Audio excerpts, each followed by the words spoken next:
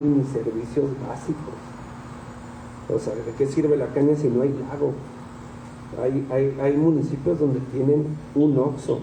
Bueno, pues un Oxxo le da trabajo a 2 personas y todos los demás. Y un economista dirá, no, pues que se pongan a talar y que le vendan, y que vendan madera. ¿A quién? Si el mercado está saturado porque su vecino también vende madera y el vecino enseguida también y el de enseguida también. Pasa lo mismo. No, pues que pongan gallinas, que pongan huevos. ¿Y a quién se las van a vender? Y más si esos municipios, lo poco que reciben, incluyendo los programas de bienestar, se tienen que ir a gastar a otros municipios. Es decir, tienen un déficit total en el que incluso, ya sea por trabajo o por donación, recibieran, va a terminar fuera de ese municipio. No tienen ni un súper donde gastar. Entonces, yo no veo la manera en que estos municipios puedan salir adelante. Y cuando digo municipios, me estoy refiriendo concretamente en gente. Y creo que estas son las bases en las que se expone una visión que tengo, que me gustaría compartir con ustedes, porque así podemos seguir hablando de muchísimas cosas.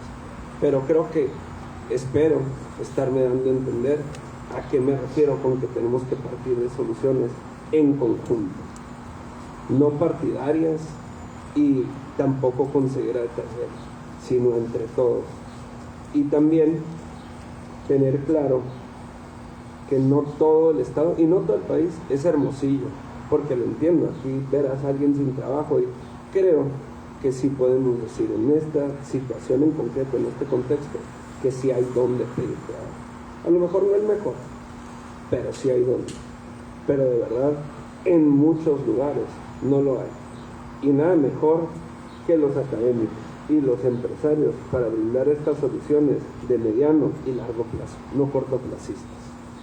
Creo que hasta aquí estoy exponiendo mi tesis, salvo que mencionen lo contrario y que no haya sido suficientemente claro.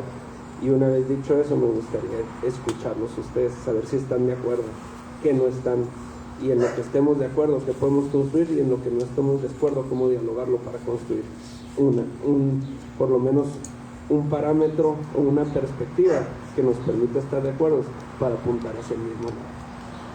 Gracias.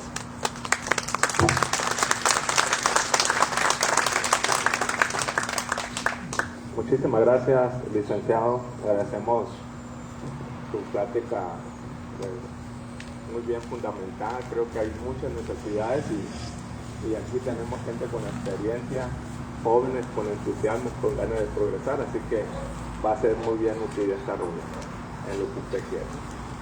Bueno, pues damos la bienvenida a todos los integrantes del Comité Técnico INCIDE, a los jóvenes que hoy nos acompañan, que es lo que más les interesa al licenciado, pero creo que si bien es cierto, los jóvenes tienen empuje, pero también sabemos gente con experiencia que podemos ayudar en lo que usted quiere y plantea. Y también damos la bienvenida a todos los representantes de organismos gremiales, empresariales y profesionales.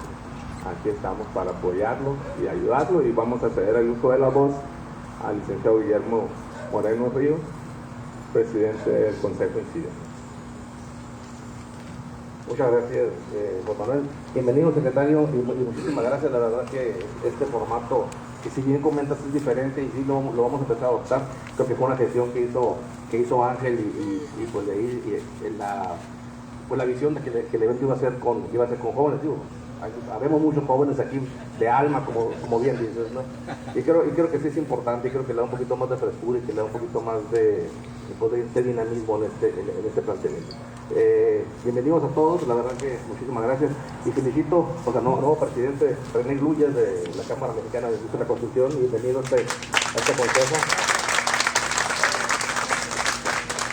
René, bueno, tú ya fuiste presidente de Canadá también, conocemos perfectamente toda tu experiencia y además tú conoces perfectamente cuál es el formato de este consejo, y pues bienvenido a todos los presidentes nuevos que están integrando.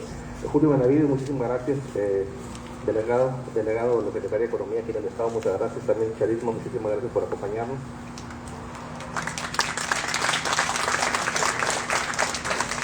Miren, Carisma, también delegada de FOMICE, que también nos acompaña, muchas gracias.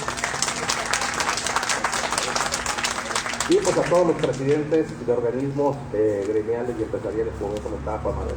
Un comentario antes de... Sí, hay una ronda de preguntas que sí estaban, de gente que sí se preparó para poder hacer esos funcionamientos.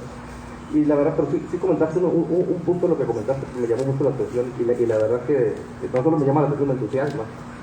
Algunos conocen Rogelio Villanueva, por ejemplo, hace algunos años, Rogelio te acordarás, y algunos otros que están aquí en el Consejo, cuando lanzamos aquel programa Mayor Infraestructura Local, que era algo que nos preocupaba muchísimo, el tema de precisamente si no encontrar, y uno dijiste, ¿de qué sirve verle la caña si no va a haber lago, no? Entonces nosotros veíamos el tema de la infraestructura como un tema fundamental, pero los alcaldes no tenían la capacidad técnica, y algunos participamos, Rogelio fue, y Lebrando participó también en aquel programa de los que veo ahorita, que participamos y apoyábamos a los alcaldes para hacer los proyectos ejecutivos para que pudieran acceder a obra pública, ¿no?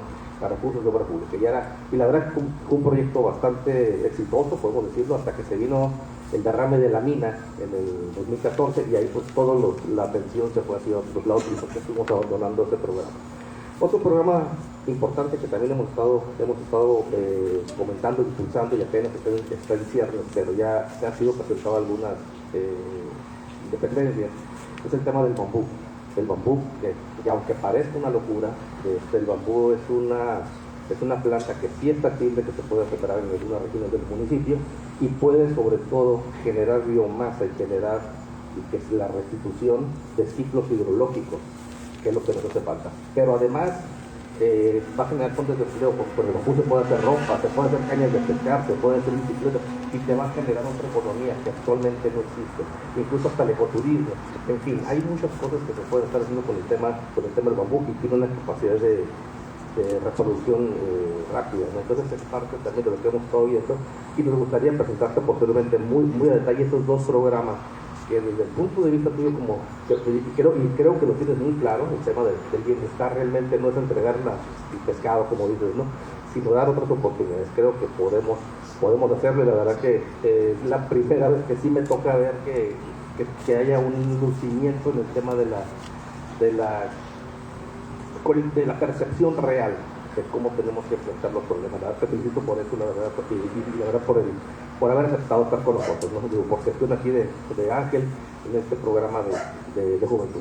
Y ya, sin más preámbulo, le voy a hacer la palabra a Juan Manuel, porque hay algunos retos de participación. No sé, Juan Manuel, si quisieras que fueran todas corridas, secretario, para al final, pues ya pudieras darle respuesta a todas. No son como unas 10, creo, ¿no? Participaciones que estaban anotadas. Muchísimas gracias, ingeniero. A continuación vamos a ceder el uso de la voz al compañero Ángel Benjamín Manrique Terán, presidente de Juventud Incide y gestor de esta reunión, para que dé una explicación y los motivos de la reunión y aparte pues lea el currículum de nuestro invitado. Buen día. Pues voy a arrancar leyendo la semblanza del licenciado aquí presente y posteriormente pasaré con la intervención. Fernando Rojo de la Vega es licenciado en Administración de Empresas por el Colegio Nacional de Integración Profesional, maestro en Administración Pública y Políticas Públicas por el IEXET Universidad, y actualmente cursa el doctorado de Alta Dirección en Seguridad Pública. Cuenta con amplia experiencia coordinando estructuras grandes, equipos multidisciplinarios y operaciones territoriales con objetivos claros y presión real por resultados. En términos empresariales, eso significa planeación, logística, control operativo, toma de decisiones y seguimiento y gestión por objetivos y ejecución disciplinada. Agradecemos la disposición que el licenciado Rojo de la Vega ha mostrado desde el primer panel de partidos políticos realizado en marzo del 2024, donde participó como ponente representando a Movimiento Regeneración Nacional. Desde entonces ha mantenido apertura al diálogo con distintos sectores, particularmente con el ámbito productivo, entendiendo que el desarrollo social necesita coordinación real con quienes generan empleo, inversión y actividad económica. Actualmente, como secretario del Bienestar del Estado de Sonora, encabeza una dependencia con impacto directo en la estabilidad social y entorno económico. Para el empresariado, esto se traduce en algo concreto: mejores condiciones para operar, crecer e invertir. Fernando es un perfil joven, técnico y operativo. que entiende procesos, coordina actores y resuelve en campo. Vale la pena escucharlo porque habla en términos de resultados, no de discursos, y porque tiene claro que el desarrollo social y la actividad empresarial no compiten, se complementan, y que, sabes, o como jóvenes de INCIDE, estamos en la disposición de apoyar y trabajar por el bienestar de los sonorenses. Muchas gracias, licenciado, y bienvenido. Ahora sí voy a pasar con mi intervención, la cual pues me gustaría hacer un preámbulo pequeño, ¿no? Que va a ser básicamente de desarrollo urbano. ¿Y desde qué vamos a hablar de desarrollo urbano? Pues primero vamos a definirlo. ¿Qué es el desarrollo urbano como tal? El desarrollo urbano lo vamos a tomar como la planificación y gestión del crecimiento de una ciudad, que eso sería lo más básico, ¿no? Pues sabemos también que no lo podemos reducir únicamente a la reproducción de la infraestructura. Sabemos que el crecimiento de una ciudad no depende únicamente de concreto y acero. Sabemos que va más allá de eso, ¿no? Y también debemos de partir de una premisa muy fundamental, que esas las voy a leer. Sabemos que una ciudad no la puedes construir como tal o sea, no puedes aspirar a una gran ciudad por tener una buena sociedad. Tienes que aspirar a tener una buena sociedad por tener una gran ciudad. Es decir, la ciudad, la infraestructura, los bienes, los servicios, el acceso a los derechos es lo que hace que una ciudad sea grande, no al revés. Es decir, el Estado, en su función, tiene que propiciar todas las condiciones para que una ciudad pueda prosperar. ¿A qué voy con esto? El desarrollo urbano integral es necesario para que las ciudades crezcan. Entonces, sabemos que, en pocas palabras, el desarrollo urbano es la gestión de los derechos humanos. Si no gestionas bien una ciudad, el crecimiento de un pueblo, no puedes garantizar ningún derecho humano. Entonces, sabemos que el desarrollo urbano es, pues, inevitablemente, inherentemente, la materialización de decisiones políticas. Todo lo que conlleva el desarrollo urbano es una decisión política. O sea, todo nace del Estado. Todo el desarrollo de una ciudad nace de la administración correcta del Estado. Entonces, teniendo esto, pues sabemos que no realmente es un problema administrativo.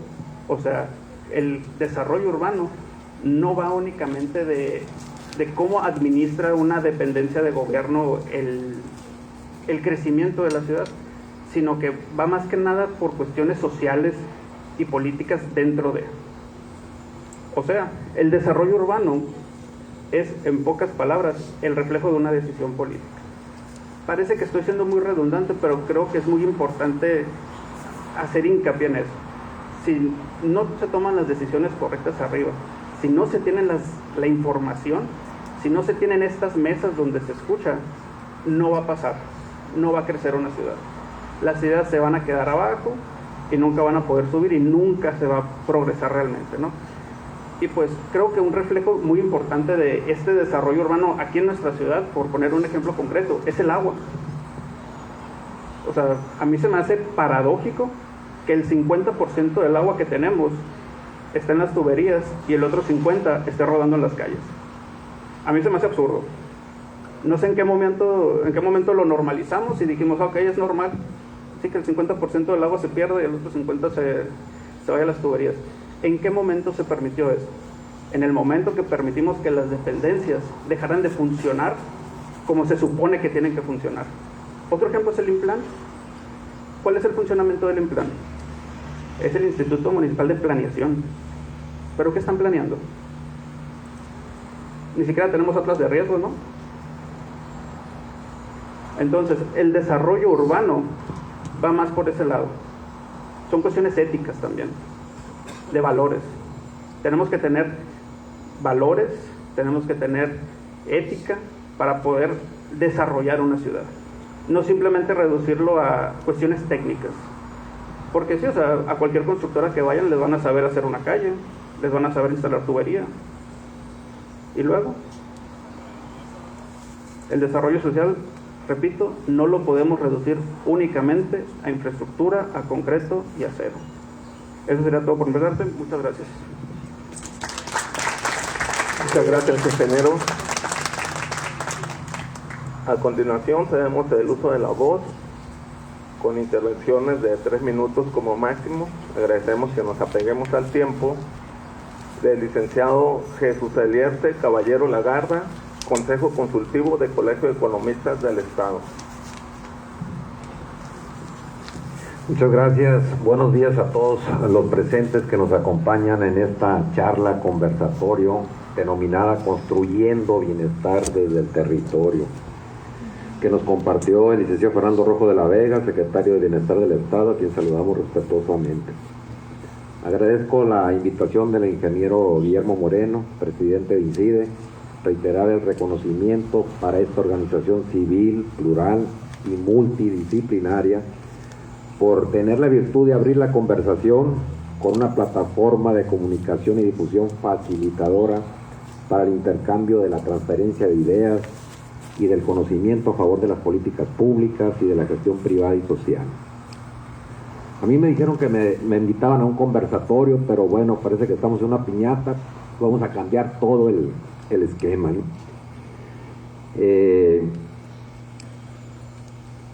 Me habían asignado un tema relacionado con el empleo y una forma del bienestar económico relacionado con es el ingreso laboral, y precisamente lo constituye la distribución del mismo. La reciente encuesta nacional de ocupación y empleo registra que más de 23 millones ganan un salario mínimo, 18 millones aproximadamente se ubican entre 2 y 3 salarios, mientras que menos de 1 millón ganan de 5 o más salarios mínimos. La encuesta registra de esta cantidad tenemos una población económicamente activa de 61.1 millones de personas, de las cuales 1.4 millones están en busca permanente de empleo. Si a ello le agregamos que alrededor de 33 millones laboran en condiciones de informalidad, ya sea en una empresa no registrada ante el SAT o personas físicas con actividad empresarial, o en empresas formales pero sin prestaciones ni contratos, de los cuales se deriva que casi 6 de cada 10 personas trabajan en el ámbito de la informalidad. Este fenómeno errático en la generación de empleo formal tiene que ver, por una parte, con el bajo desempeño del Producto Interno Bruto y, por otra parte, los niveles muy bajos de la productividad, que para nadie es ajeno el entrapamiento, el nivel en que nos encontramos de no rebasar el 1% en promedio del crecimiento del Producto Interno Bruto, y que en el caso de la productividad seguimos con los mismos niveles de los que teníamos en el 2009.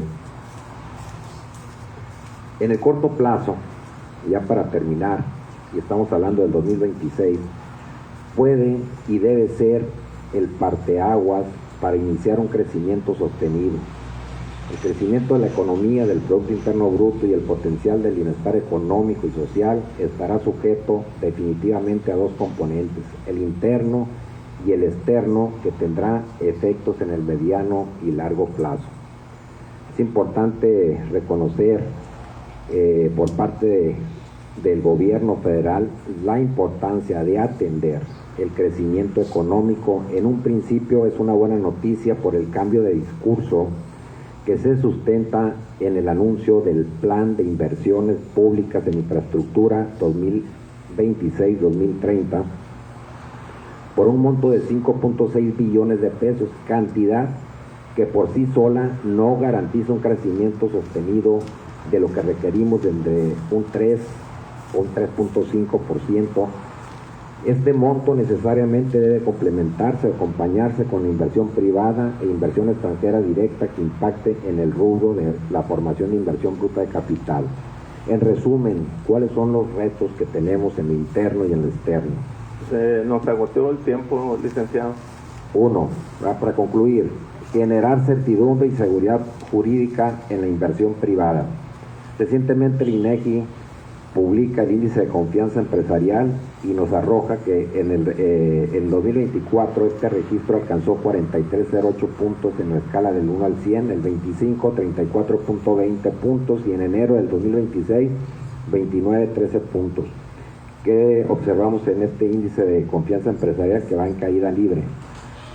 reconstruir institucionalmente la gestión gubernamental, reglas claras para otorgar transparencia a la inversión pública, privada y mixta, sobre todo en infraestructura productiva, debe ubicarse entre el 20 y 25% del PIB, realizar una reforma fiscal y hacendaria, revisión y definición de una política de estímulos e incentivos que favorezca a la pequeña y mediana empresa, estructura económica clave nacional, como un mecanismo de transitar al logro de un mayor grado de formalidad. Y finalmente, en lo externo, un factor determinante será la revisión y actualización del Acuerdo Trilateral de Comercio México, Canadá y Estados Unidos del Tratado Comercial, lo que representa y significa un motor importante para el futuro de la economía mexicana. Gracias por sus intenciones y a sus órdenes. Muchísimas gracias, licenciado, por su participación. A continuación, cedemos el uso de la voz a Jessica Mesa Valenzuela, coordinadora operativa del Colegio INCIDE. Por favor, pasar al frente para que expongan su proyecto. Hola, muy buenos días. Mi nombre es Jessica Paulina Mesa Valenzuela.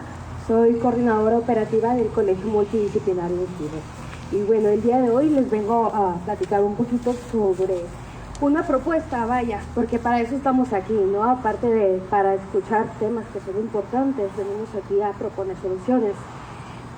Y me disculpan un poquito la voz, ando un poquito afónica con esto del clima.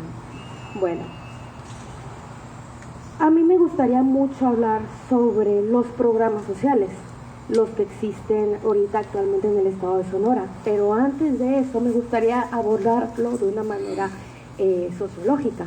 Bueno, donde se necesita una cohesión social es dentro de las comunidades y sociedades, porque una mejora en una comunidad no se construye a base de individuos y retribución a una vida individual, sino a un conjunto colectivo. Entonces, es ahí cuando los programas sociales aparecen, como los programas de bienestar, ¿no? En este caso. Pero a mí me llamó mucho la atención algo que comentó usted, secretario, sobre el hecho de la ayuda monetaria, lo que es la ayuda real, en el aspecto de, ¿es un apoyo o es un apoyo a corto plazo o es una retribución real a largo plazo, donde viene concientización, educación y un seguimiento? Porque simplemente pues se entiende que los programas sociales son como un parche. Existe un programa, ya sea falta de educación, ya sea pobreza, marginación, discriminación.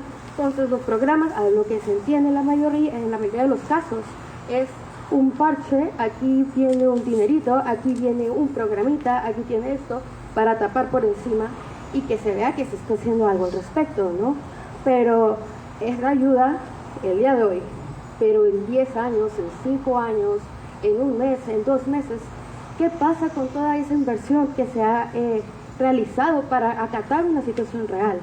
Entonces, mi propuesta es crear programas sociales resilientes al contexto y a la situación real de las comunidades, porque es como usted comenta, no sirve de nada darles una pala si no saben cavar, no tiene un seguimiento, una planeación, porque para hacer un programa nosotros hacemos la planeación, nosotros hacemos el campo de estudio, nosotros nos ponemos la batuta, vamos, intentamos resolver un problema y nos vamos bien a gusto a nuestra casa sin tener la certeza correcta de que acabamos de no solucionar un problema, sino crear un impacto, que es ahí donde a mí me gustaría meter un poquito las cuestiones sociológicas dentro de los programas de planeación.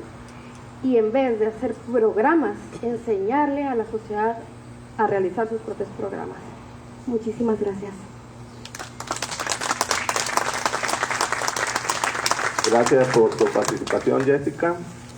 A continuación cedemos el uso de la voz a la licenciada Lorena Fragoso Robles, presidenta de Vivienda y Desarrollo Inmobiliario. Muchas gracias. Buen día. Agradezco el espacio y la oportunidad, secretario. INCIDE. En Sonora, cuando hablamos de bienestar, hablar de vivienda es inevitable. La vivienda no es solo un techo, es la base de la estabilidad familiar, la seguridad patrimonial y el desarrollo social. Hoy observamos una realidad muy clara.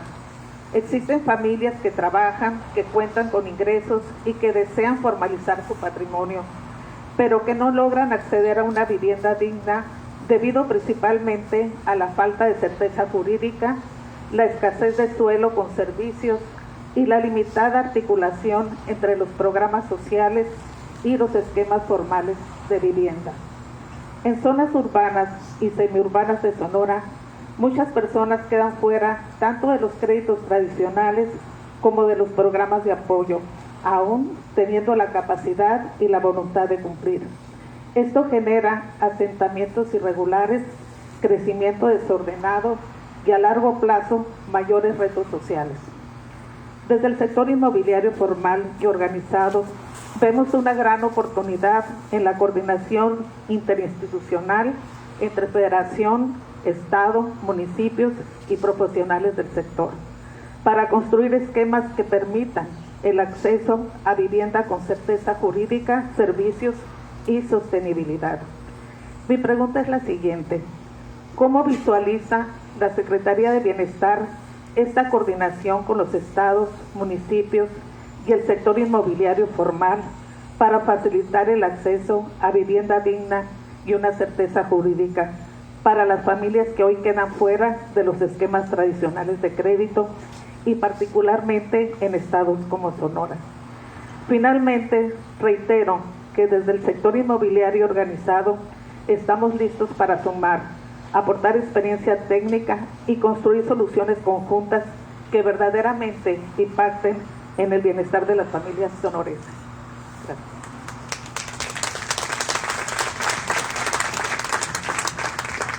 Muchísimas gracias, licenciada. Ahora cedemos el uso de la voz al ingeniero Ángel Benjamín Manríquez Terán.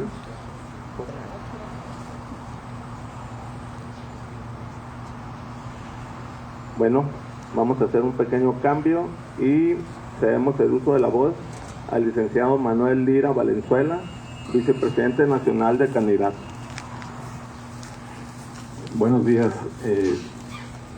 Antes que nada, gracias por la invitación, Memo. Un gusto, secretario. Me tocó hablar de mejora regulatoria. Creo que en 3 minutos es demasiado poco tiempo para hablar del monstruo de las 1000 cabezas, ¿no?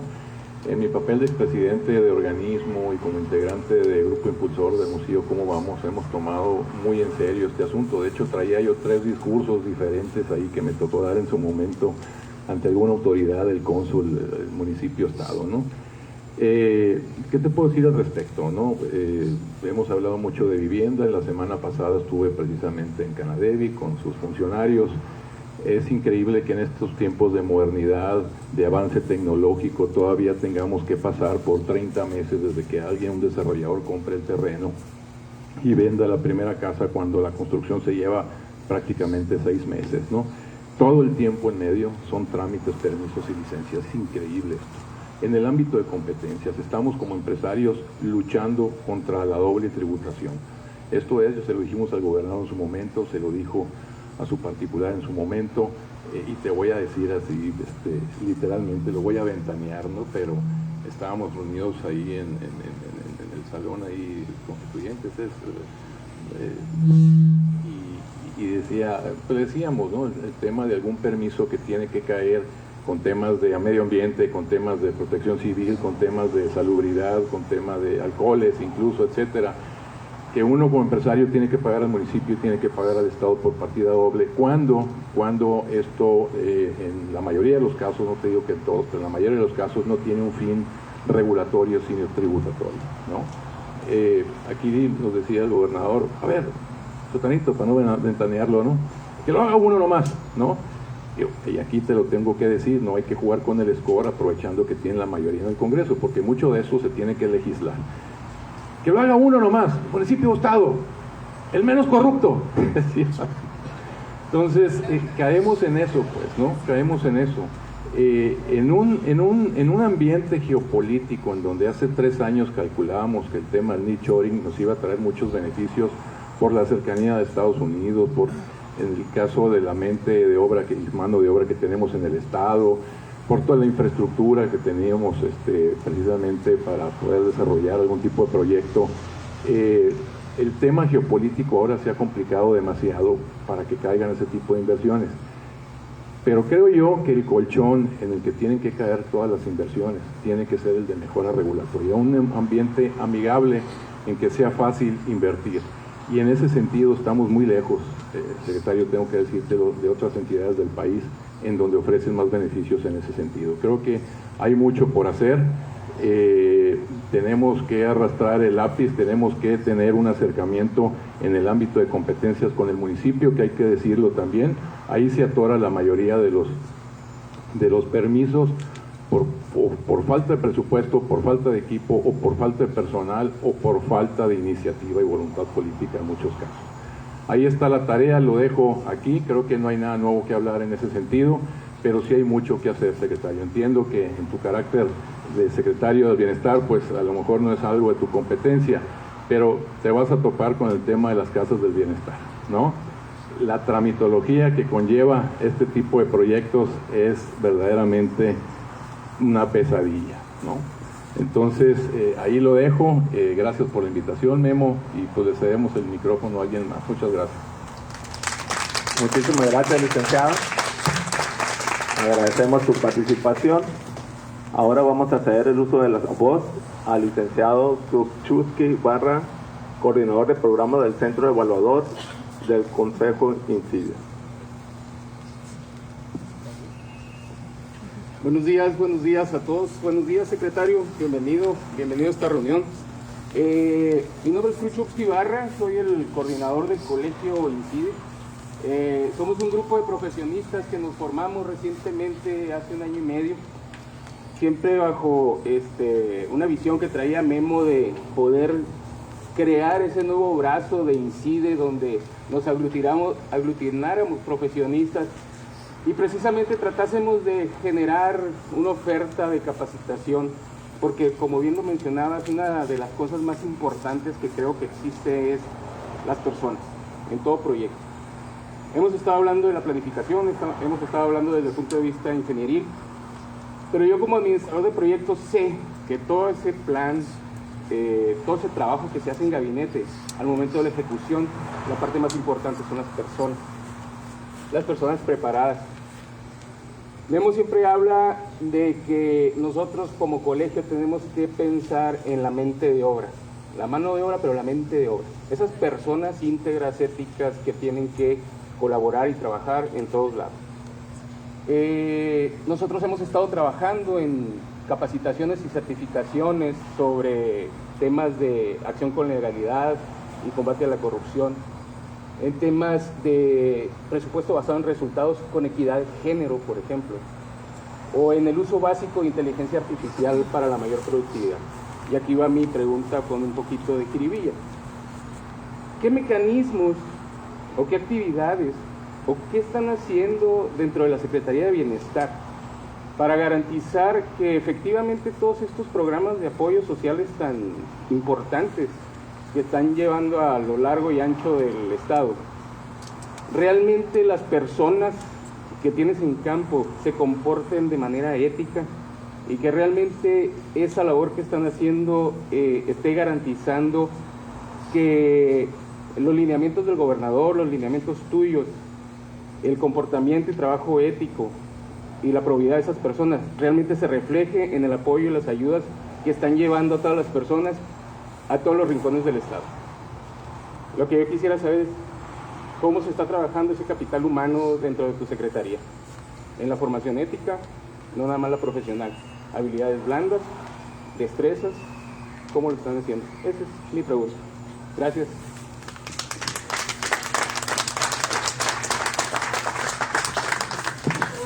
Muchísimas gracias. Vamos a ceder el uso de la voz al licenciado Jesús Román Gutiérrez, presidente de Conla Sonora.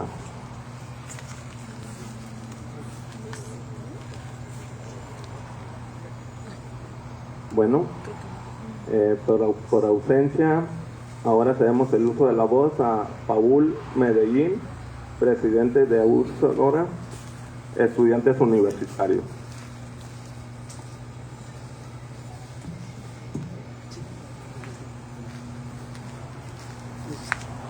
Bueno, pues muy buenos días. Yo vengo de parte del Consejo Directivo Estatal de ADEUS. Pues un gusto, me da mucho gusto poder saludarlo, ingeniero Memo, secretario Fernando. Pues nosotros siempre vamos a hablar sobre el tema estudiantil. Nosotros, algo que nos ha caracterizado a lo largo de estos años que hemos estado trabajando con las y los estudiantes en diversas universidades, es la escucha activa. Me gustó mucho el formato que se está dando a esta plática, este conversatorio, y algo que nosotros nos ha caracterizado mucho es el trabajo con los foráneos. Nuestras compañeras y compañeros foráneos, pues yo creo que todas las personas que estamos aquí o estudiamos, fuimos estudiantes, conocimos a un compañero foráneo pues que se le atoró la carreta, y nosotros nos llegan diario estudiantes justamente de las comunidades que usted menciona. Se les da la oportunidad de poder asistir, ya sea en el programa del PAEI, por estudiantes indígenas o estudiantes de escasos recursos. Se les dan las oportunidades para que puedan venir a estudiar, para que puedan venir a desarrollarse, adquirir conocimientos y buscar mejores oportunidades.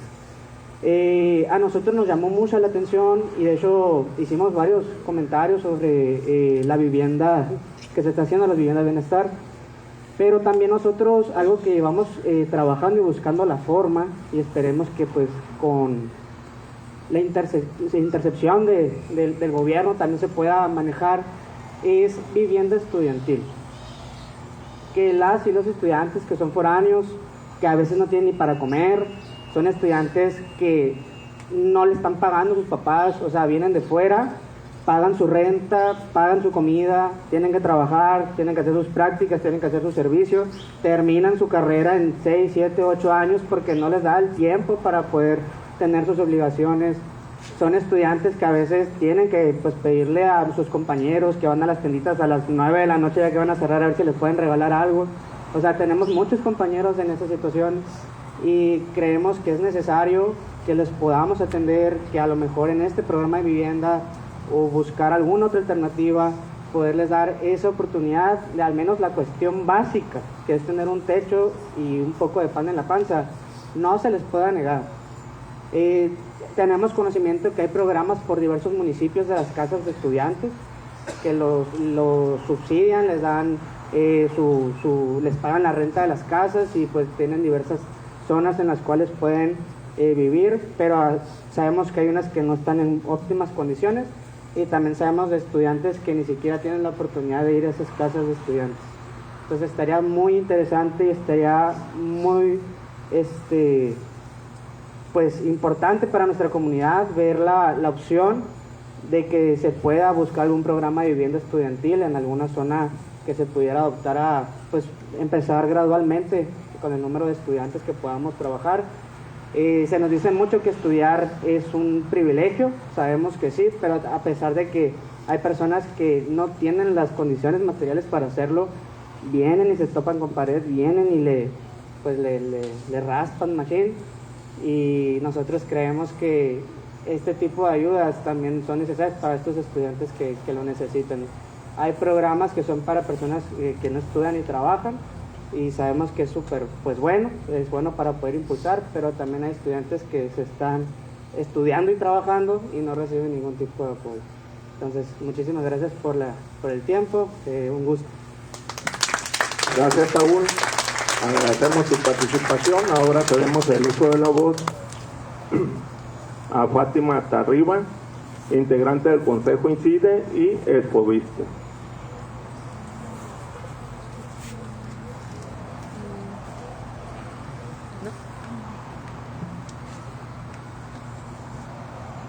Muy bien, vamos a ceder el uso de la voz al licenciado Carino Oviedo Ramírez, el presidente nacional de AMPI.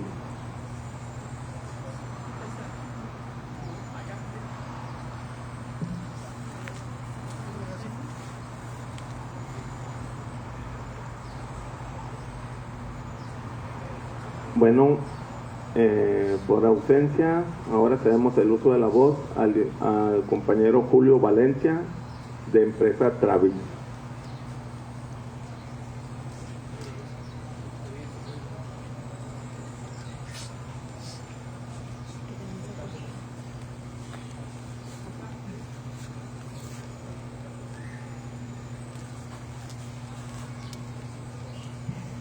Buenos días a todos. No tenía esta participación en el tintero, pero le agradezco el espacio porque me parece muy interesante lo que estoy escuchando.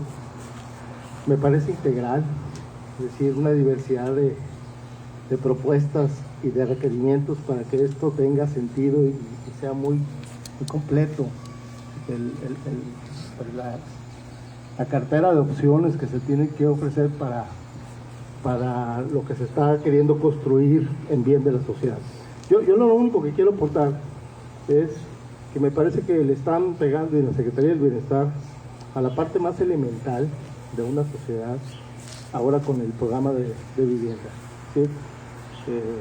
Hay un rezago de casi 9 millones de viviendas iniciales de casa y bueno, no voy a hablar de estadísticas, aquí está quien le entiende y sabe muy bien de qué se trata esto. Yo creo que hay mucho conocimiento, secretario, mucho conocimiento aquí en el Estado para poder organizar estas mesas y darle un valor y aportar algo adicional a lo que se está haciendo con muy buena intención. Creo que falta más información de cómo hacerlo bien y cómo hacerlo mejor, ¿verdad?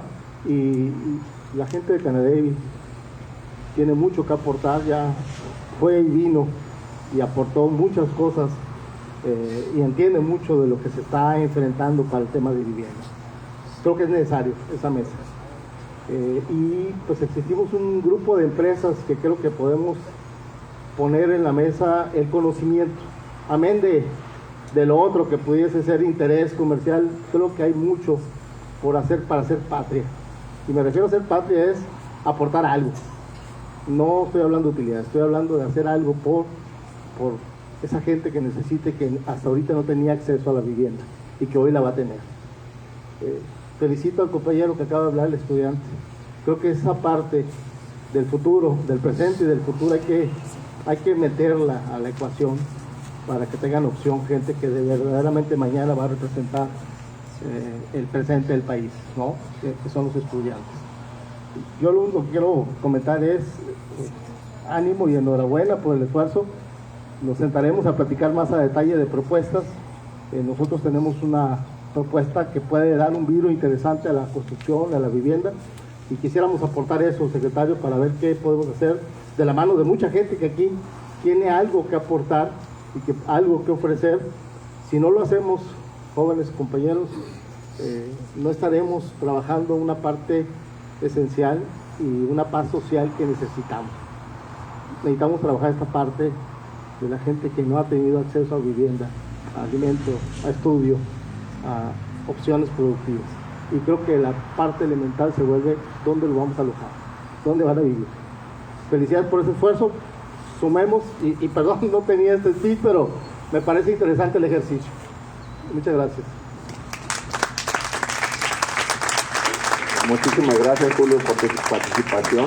Ahora cedemos el uso de la voz al ingeniero Jesús Gonzalo Angulo Acosta, presidente de la Cámara Mexicana de la Construcción.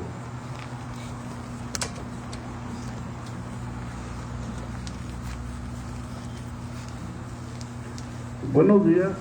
Pues tampoco yo tenía preparado nada y pues con el respeto y pedir permiso a mi presidente de Cámara, como presidente de Cámara y como presidente del colegio. Quiero comentar y felicitarte porque yo creía que eras mayor y pues estás joven, pero con mucho conocimiento. Me gustó mucho tu plática ahorita. Creo que es fundamental para que se hagan las cosas y para estar promocionando y aprendiendo muchas necesidades de todo, pues, en la República y aquí en la ciudad de Hermosillo. Lo que comentaste de la vivienda, pues creo que uno de los principales obstáculos es la problemática que la autorización de viviendas, o sea, en México no dejan cambiar los proyectos, quieren todo tradicional. No hay tantos avances tecnológicos y tenemos proyectistas, arquitectos, ingenieros con mucha capacidad, pero no les autorizan ni para la vivienda pública ni para la vivienda normal. Entonces, ¿cuántos, si nos ponemos a ver el panorama mundial, como decías o comentabas, pues hay muchas modificaciones, hay muchas alternativas para la vivienda. Lo que decía el ingeniero sobre el agua, sabemos y siempre estamos con que el desperdicio es el 50% o quizá mayor, pero no se hace nada, se están buscando nuevas fuentes de abastecimiento, pero ¿para qué queremos?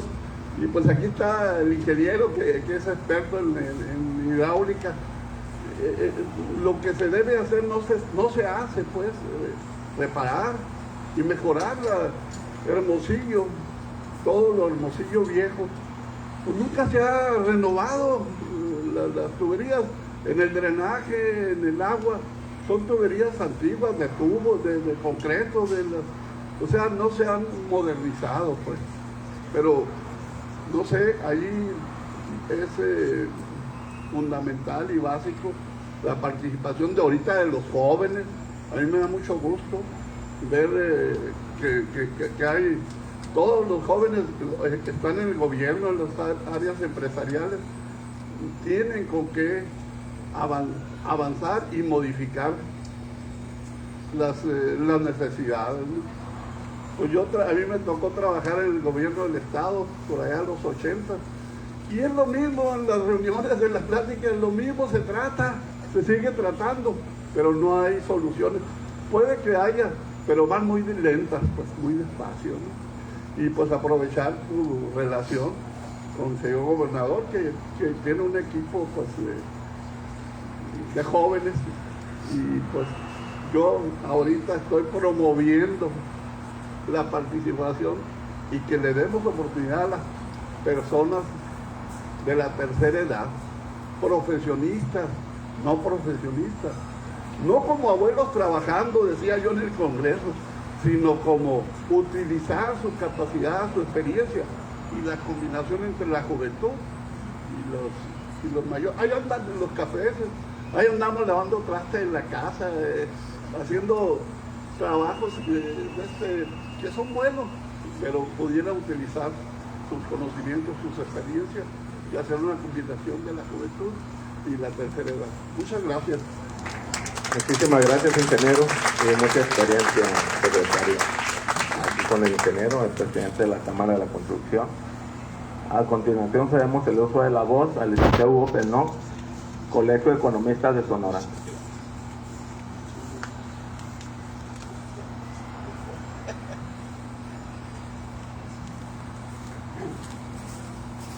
Pues buenos días, secretario, amigos de INCIDE, compañeros y de la Juventud INCIDE. Yo tengo una pregunta muy concreta y breve.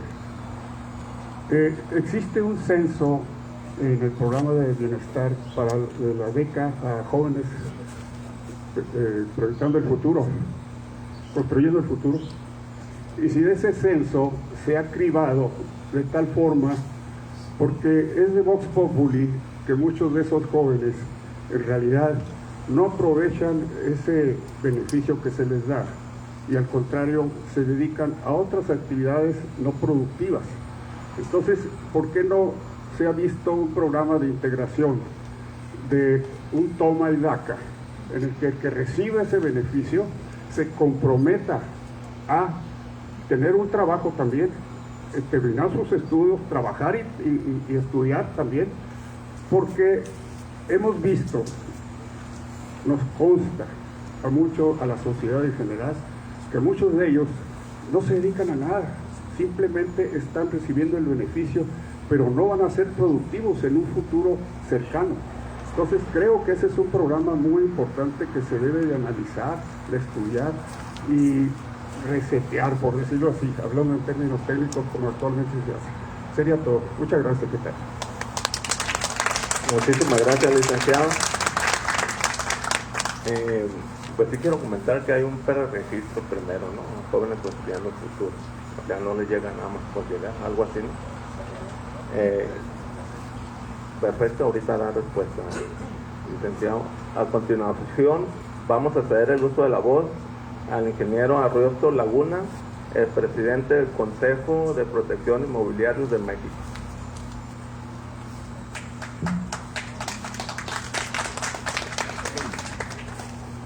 Gracias por la voz y buenos días. Es un comentario y una pregunta. El comentario, en el sur del país, como parte de lo que son algunas de las culturas, particularmente el estado de Oaxaca, Zapoteca, Mixteca, Mije, tienen ellos una costumbre que le llaman tequio. La costumbre consiste en que toda la comunidad es responsable de lo que pasa en toda la comunidad, de tal manera que cuando a ellos les colocan una escuela, la comunidad es la responsable de mantener, y el pueblo se organiza para ir a pintar, para ir a limpiar y todo lo que tenga que hacer para conservar eso que le pusieron. No funciona a la perfección en todas las comunidades, pero en muchas comunidades funciona bastante bien. Retomando eso y pensando en todo este desarrollo de las viviendas del bienestar, algo que yo he visto en los años de experiencia que tengo en el medio inmobiliario, nunca he visto un fraccionamiento que al inicio se vea feo. Todos los constructores se encargan de que sus fraccionamientos se vean preciosos al inicio. Pero conforme la gente los habita, los fraccionamientos entran en un declive y con el tiempo no se parecen en nada a lo que iniciaron. La intención del desarrollador fue muy buena, entregó un producto bueno. El problema es esa falta de cultura, de comunidad y de mantenimiento de esos activos que son de la comunidad.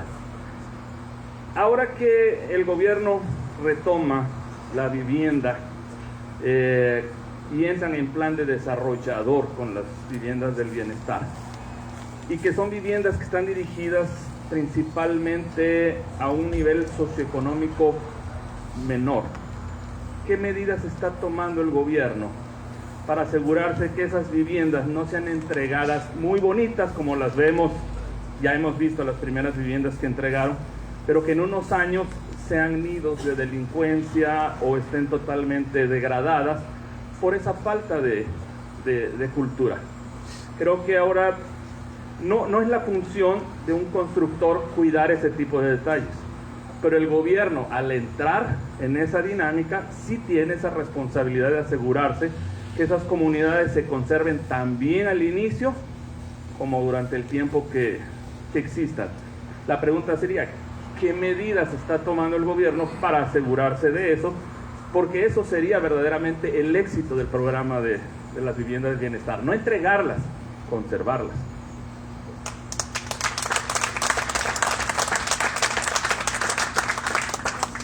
Bueno, gracias. Agradecemos la participación.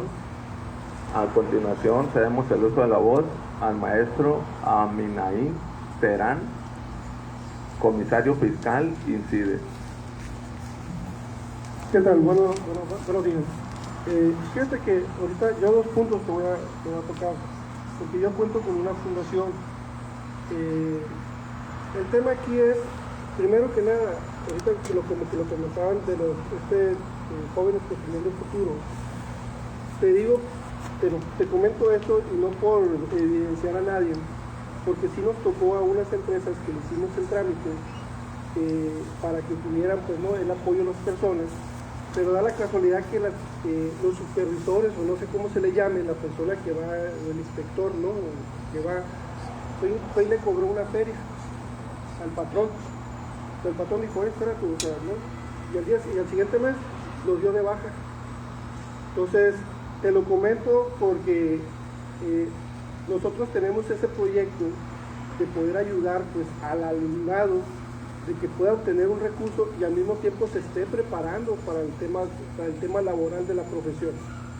Y eso sería un punto muy bueno. Y el segundo es, como fundación, sí buscar las alianzas, ¿sí? de cómo poder participar una fundación o una asociación con gobierno. Yo sé que el gobierno dice, ¿sabes qué? Oye, voy a hacer yo ahora la asociación directa, dame chance, asociación, pero hay manera pues de poder llegar, pues, porque ya ahorita te acercas a una colonia, y te lo digo porque ya me ha pasado, que hemos bajado por ejemplo recursos de despensas, cosas por el estilo, y llegas a la colonia y al rato la colonia dice, no, andas haciendo política.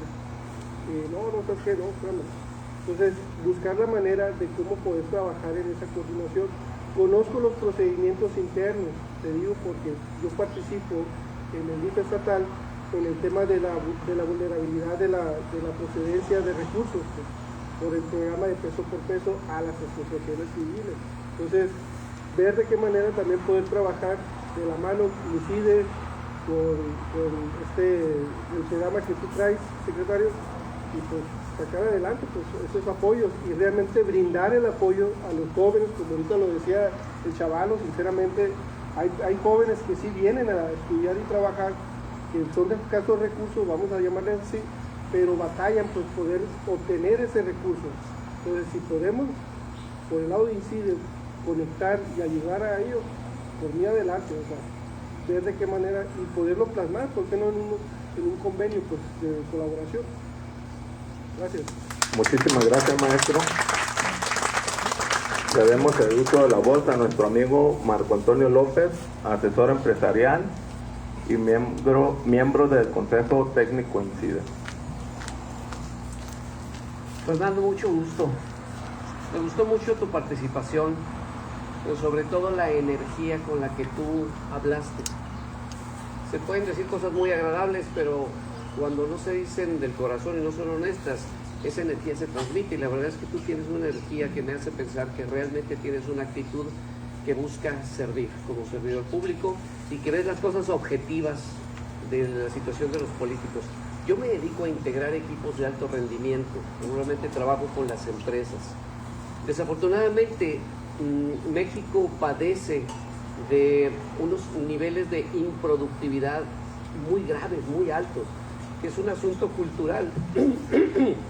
La IP trabaja en ser más productivo porque a los empresarios e inversionistas les interesa que su dinero pueda rendir y generar mejores rendimientos, pero a nivel gobierno somos terriblemente improductivos, es decir, el costo es muy alto y los resultados son muy bajos. Me gustaría mucho poder acercarme a ti, y te lo digo por la actitud que sentí con lo que tú hablaste, para ver de qué manera pudiéramos compartir información y herramientas que pudiera ayudarle a tus equipos o a tu personal, a tu capital humano, a que pudiera elevar su nivel de productividad. Si pudiéramos ayudarle al sector gobierno a ser realmente más productivos y trabajar en el beneficio social, creo que pudiéramos conseguir mejores resultados y poder tener mayores avances. Pues me gustaría acercarme contigo y después darte una vueltecita. ¿De acuerdo? Felicidades. Muchas gracias, compañero. Bueno, termina la ronda de preguntas y respuestas. Ahora vamos a ceder el uso de la voz a nuestro invitado especial, al licenciado Fernando Rojo de la Vega, secretario del Bienestar en el Estado de Sonora, para que dé respuesta a las preguntas y planteamientos que hoy se hicieron. Adelante.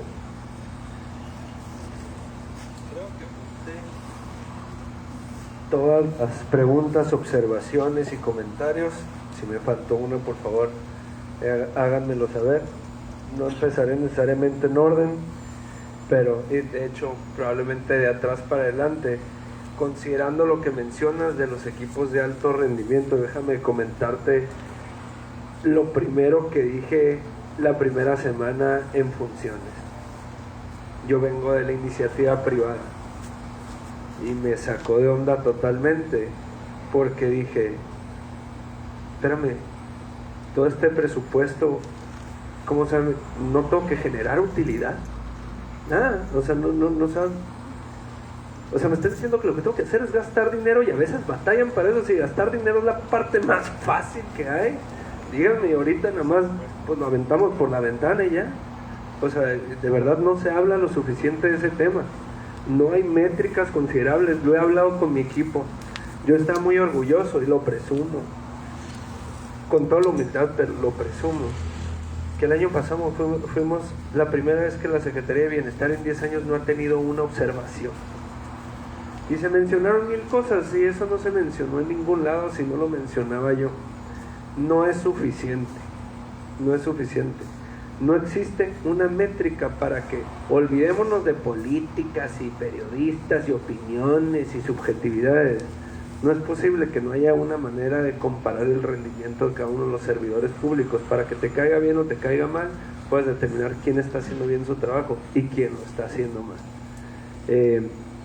Sí me gustaría verlo, porque sí creo que no solo la Secretaría de Bienestar, que yo me he dedicado bastante en capacitar al equipo, y a veces el alto rendimiento ha terminado más que en, pues no vamos a tener vacaciones y no vamos a tener fin de semana y vamos a trabajar en la noche, que no necesariamente eso es alto rendimiento, eso es solo andar subsanando un bajo rendimiento. Pero por lo menos empezamos con el compromiso del equipo. Sí, sin duda, quien diga que no, sin importar el partido, creo que todos estamos de acuerdo, gobierno es ineficiente. Para cualquiera que esté de fuera, sí hay mucha gente muy valiosa ahí dentro, pero es ineficiente. Por eso he mencionado lo de la mejora regulatoria. A veces digo, quiero hacer algo más eficiente, pero me topo con una ley que no me permite hacerlo. Sí, esa ley tiene sentido, precisamente porque aunque yo no lo puedo hacer porque tengo una buena voluntad para hacer algo, no vamos a quitar esa ley pensando en que las personas son buenas, porque la experiencia nos dice que no siempre son las mejores las que están en esas posiciones. Pero sí me gustaría revisarlo.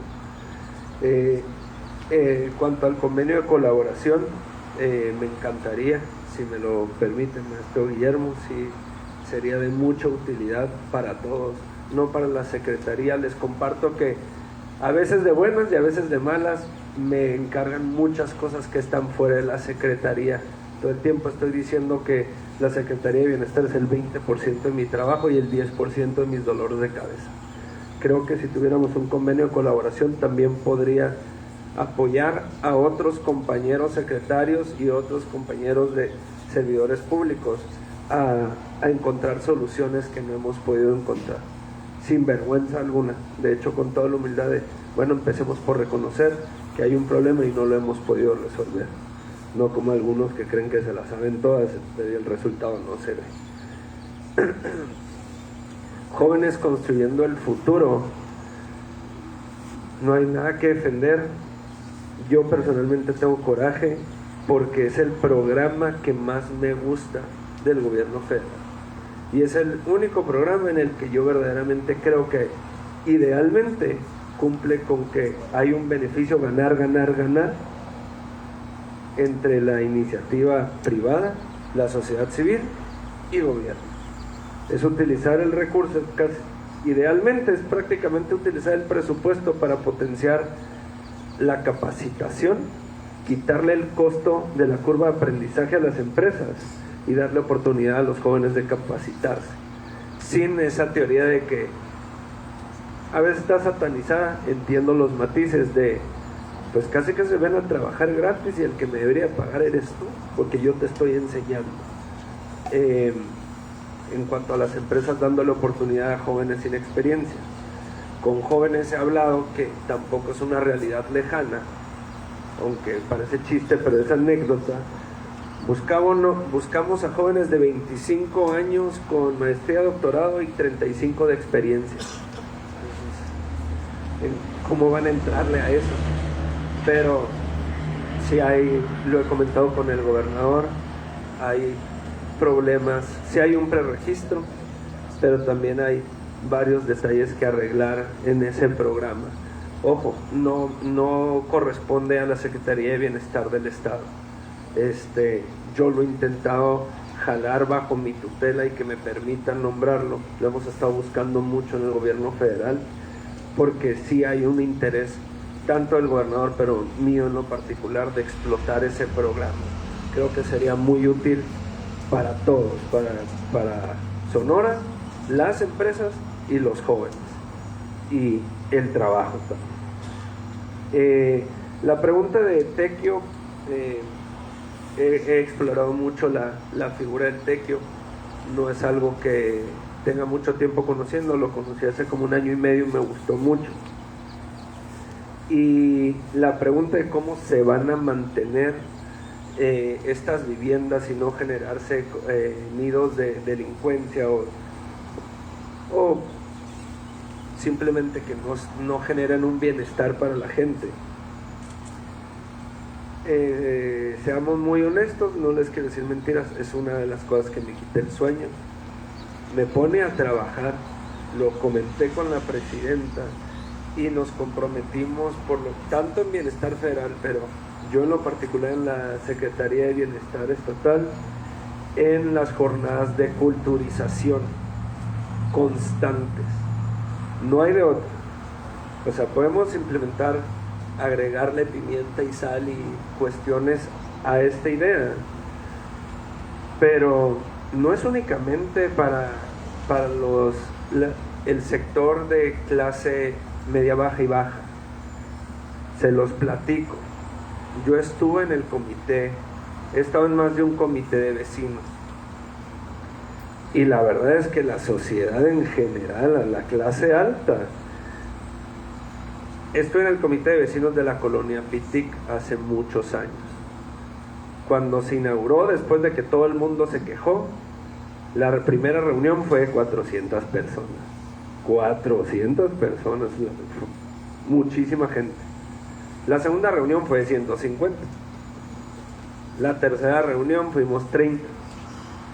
Para la cuarta solo estábamos el comité, casi que fue autonombrado porque ya ni las votaciones hicieron. Pero para la quinta, en el grupo de WhatsApp, éramos sus empleados. Y es, hey, ¿por qué está mi bote de basura tirado? Pero amigo, o sea, sos el comité de vecinos, se supone que entre todos lo íbamos a hacer y ahora resulta que soy tu empleado. Hicimos gestiones con gobierno y cotizamos en distintas, querían patrullas privadas. Sacamos cuentas, se cotizan las patrullas, le toca 200 pesos cada uno. No, espérame. A mí nadie me dijo que tenía que trabajar o pagar, si yo quiero soluciones del cielo. Y en la clase considerada alta. Sí es una preocupación, pero no únicamente en la clase que estaría en esas viviendas. Eso es algo importante. Si no se genera la cultura, no se puede. No, o sea, no importa qué haga el gobierno, si la gente no se hace responsable por no tirar basura, por cuidar sus espacios, por cuidar su casa, pues sin duda no va a progresar y va a ser un fracaso. Y aunque el gobierno tiene su parte de responsabilidad, la sociedad también tendrá la suya. Pero para ello, la Secretaría de Bienestar está dando capacitaciones, culturización y formar los comités para poderles estar dando seguimiento y hacerles entender que los primeros afectados en ellos serían las mismas personas que vivan en esas colonias. Y el cómo se va a mantener, en el caso de Infonavit, sí se planea dentro de la hipoteca ya la cuota de mantenimiento. He preguntado varias veces en Infonavit Nacional exactamente cómo va a estar desglosado, para saber si están considerando los costos de manera adecuada para que no se mantengan a lo mínimo. Les platico, yo tengo una administradora de inmuebles, son más de 240 locales en administración, en diferentes, desde plazas a locales que son propiedad de distintas personas. La gran mayoría son clientes con bastante capacidad adquisitiva. Y aún así, cuando llego y les digo, se está cayendo tu plaza y lo responsable es impermeabilizarla, el año que entra. Pero en junio caen las lluvias y traen unas goteras y luego ya se hace toda una fricción y se supone que estoy hablando con empresarios. Sí tenemos una cultura de la prevención en todas las clases sociales. Una de las cosas importantes, no estoy defendiendo ni atacando a nadie, me llama mucho la atención que siempre se habla del déficit que tiene para visionar la clase baja, la clase necesitada. Y hay que hacer un ejercicio de autorreflexión. El mexicano en general no es ninguna clase social. El mexicano en general tiene un pleito con la prevención, con un seguro. O sea, la forma, la dificultad de vender un seguro de auto, de gastos médicos. A mí no me va a pasar, ahorita no, el mes que entra hasta que te pasa. Entonces, sí es un trabajo que se va a tener que estar culturizando, y en lo personal le estaré dando seguimiento en cuanto a viviendas del bienestar. El censo de jóvenes construyendo el futuro lo solicitaré. Sí creo que hay una deficiencia actualmente en ese programa, y me comprometo a la siguiente vez traerles pues la investigación que tenga del caso. Pero sí mencionar que no es de la Secretaría de Bienestar del Estado, no es que me esté lavando las manos.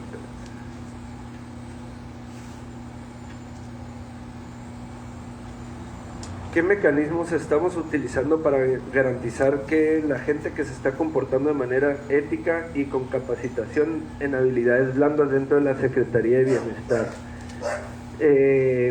Primero que nada, yo le agradezco mucho al gobernador, porque cuando me invitó a formar parte del equipo y el honor de estar a cargo de esa secretaría, es cosa que no considero menor. Lo primero que le dije, él sabiendo de cuál es mi historia y de dónde vengo, es que una de las razones que más rezago o que más rechazo tenía de participar en una institución gubernamental es que los equipos se forman políticamente. En una empresa, ¿qué se hace cuando alguien no funciona?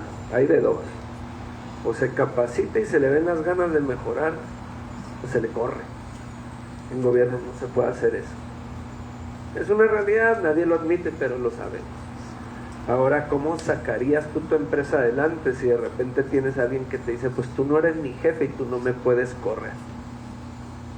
Se complican las cosas.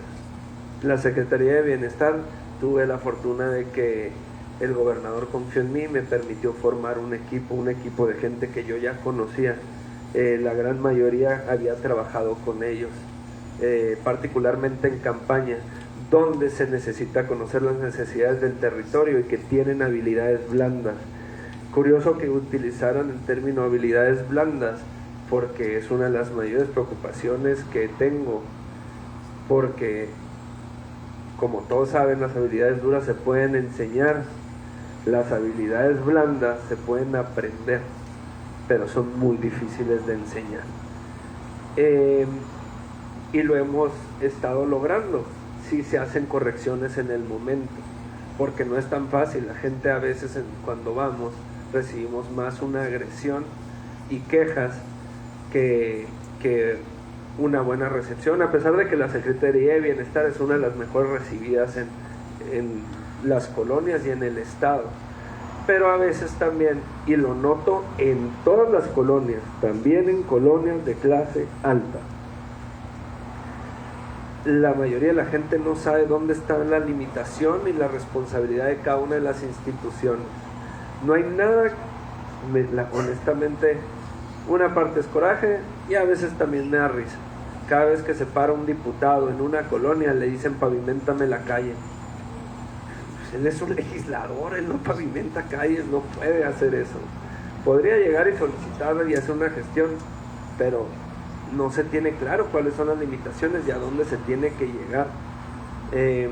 Hay una confusión también entre la Secretaría de Bienestar Federal y la Secretaría de Bienestar Estatal, y así pasa en muchas cosas. Pero siendo muy honesto, se los puedo, no es un secreto que cuando formé el equipo de la Secretaría de Bienestar, y al haber notado, yo pedí que se reseteara el padrón porque notaba ciertas irregularidades.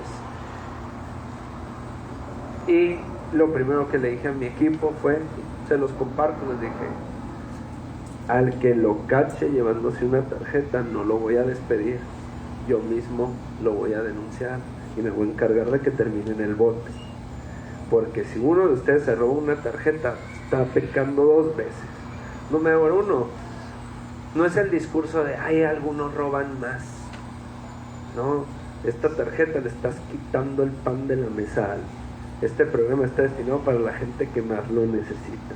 No puedes ver todo como estadísticas. Son muy importantes las estadísticas, pero no puedes ver todo como estadísticas. Y número 2, ya desde una perspectiva personal, ¿quién me va a creer que el dinero que te robaste no te lo repartiste conmigo? Y tuvimos la fortuna de que no hubo ninguna observación en la aplicación de ese programa. El gobernador también lo notó en los eventos. Yo quise que se entregaran públicamente para que se viera la gente real. Y siendo muy realistas, yo no puedo garantizar que no haya habido ni un desvío de una sola tarjeta, pero lo que sí les puedo garantizar con toda seguridad alguna es que no hubo un desvío sistemático. Como en cualquier empresa, si acaso habrá un déficit, espero que no, pero puedo garantizar que es menos del 1%, de eso estoy 100% seguro, porque yo personalmente puse 4 a mis equipos, llenaba solicitudes, las metí abajo y de repente llegaban y decían, oye, esto, ¿qué onda con esto? Ok, esa la metí yo, pásala para acá. Y en sus revisiones también volví a meter algunos documentos para ver si no habían, si habían checado las revisiones. Básicamente hice lo humanamente posible para mí, para garantizar que no sucedieran esas cosas.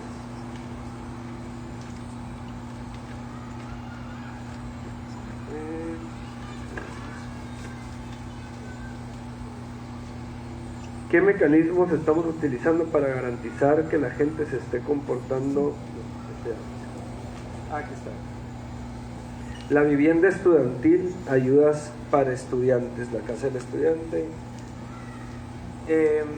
El programa de viviendas para el bienestar está contemplando el modelo de renta con opción a compra para estudiantes. Yo lo comenté con el director nacional. Todavía no está construido, eso se está contemplando, pero todavía no están las bases para ello. Sin duda la presidenta es una de sus prioridades. Lo hablé con Ángel y le dije que lo comparto y es una misión personal, porque yo tengo 35 años y hasta el año pasado empecé a pagar mi primera casa. Y eso que oficialmente, técnicamente, a los 35 dejo de ser joven, ¿no? Según algunas métricas, ¿no? Ahora me agarro ya a la de la ONU, porque la ONU me da hasta los 39. Pero ¿en qué cabeza o en qué solución da? A veces mi papá lo decía, que paz descanse, hace ya 12 años, es que ya no quieren trabajar. Pues algunos tal vez, pero también con qué motivación.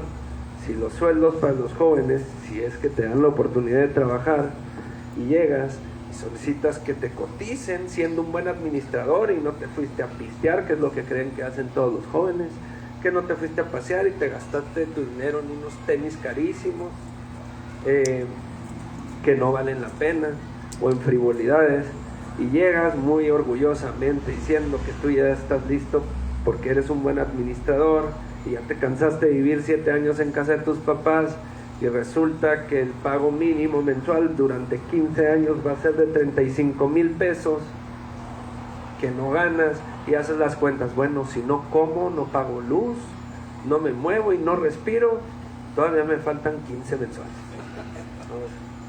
Sí, es un mercado demasiado difícil, si bien ni tienes Infonavit, porque muchos jóvenes trabajan de manera informal porque no les queda de otra. Sí, es algo que se lo compartí a Ángel, a pesar de que tenía mis empresas y no me puedo quejar. He sido afortunado, he tenido mis bendiciones, acepto, no vengo con ese discurso de es que yo empecé abajo, yo sé lo que es el hambre, no, honestamente no lo sé, y me choca que la gente que no lo ha sentido lo presuma. Sé trabajar, me dieron la cultura del trabajo en mi casa, pero no sé lo que es el hambre. Eso no me quita la empatía para reconocer lo difícil que es para aquellos que la sienten. Pero sí creo que es una situación bastante difícil la que están viviendo los jóvenes, y me importa, y lo he estado cabildeando con la Dirección Nacional de Infonavit, porque también hay jóvenes que trabajan, pero ¿cuántos de ellos tienen Infonavit? pero ya el simple hecho que se esté hablando de este esquema de renta con opción a compra no es únicamente benéfico para los jóvenes, porque también genera la posibilidad de que alguien que se viene a trabajar para acá, que si hay muchos casos, alguien en Navojoa, de Nogales, de Agua Prieta, que se viene a trabajar pero no está seguro si va a trabajar por 1 año y medio, pues decide rentar, y a la hora le gusta la ciudad y se queda, y esas rentas terminan pasándose a opción a compra, lo cual creo que es benéfico para todo el mercado. Eso existe en Estados Unidos desde hace muchísimo tiempo, lo que se conoce como el leasing, y creo que es importante que se construya, y no solo en las viviendas del Infonavit, sino que en el mercado de vivienda general. Otro de los apuntes que tengo es algo que es importante mencionar, no recuerdo de qué comentario salió, pero yo lo comparto con mis compañeros que trabajan en las dependencias. Hay que aceptar que no existe peor innovador que el gobierno. El gobierno no es innovador. No estoy muy seguro que no deba hacerlo. La función del gobierno principalmente es la de facilitador, o eso debería ser. No siempre lo es. Pero le dije, innovador. Yo sigo frustrado que seguimos enviando correos en papel. En papel se está buscando otro edificio para guardar el archivo. No puede ser, o sea, ya que tengamos que enviar las cosas por oficio porque te obliga la ley, pero ¿por qué? Si ya hasta el correo electrónico está pasando, ya todo es por WhatsApp. Sí, sin duda hay que tener mecanismos de formalidad, pero no puedo expresar qué tan malo es el gobierno para innovar si seguimos trabajando en papel. Y no creo que sea únicamente un tema de los funcionarios, porque yo lo he querido hacer, pero la ley no me lo permite. Y creo que es importante, dentro de esas mejoras regulatorias, encontrar la manera de estudiar bien esa burocracia para eliminar lo que no es necesario, manteniendo los candados necesarios para no requerir confiar en la gente. Una cosa es no confiar en la gente, pero en el gobierno se requiere mecanismos que no requieran confianza, que requieran comprobación.